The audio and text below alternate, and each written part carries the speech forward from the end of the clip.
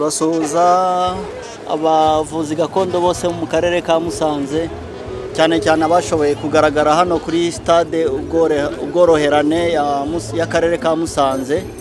Turabasuhuza mwese, kandi namwe mutabashije kuboneka tugira ngo mwese mukurikirane wenda ikiganiro cya Kabanda, kuko yagerageje kwitabira iyi gahunda, ndetse ari mu b'imbere mu bafite icyapa imbere rwose. Urabona ko Kabanda n'abavuzi gakondo bari imbere bafite icyapa, kandi rwose baserukiye abavuzi gakondo mu rwego rw'intara y'Amajyaruguru hano mu karere ka Musanze. Murakoze cyane.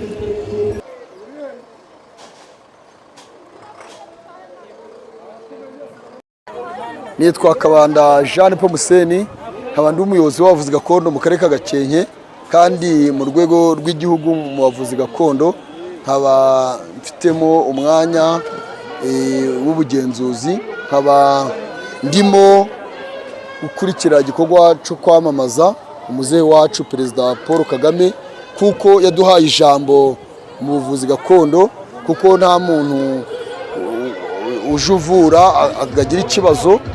Niyo mpamvu twashimiye Perezida wacu Paul Kagame kugira ngo iki gikorwa tugikore, tuje hirya no hino natwe twamamaza nk'abavuzi gakondo.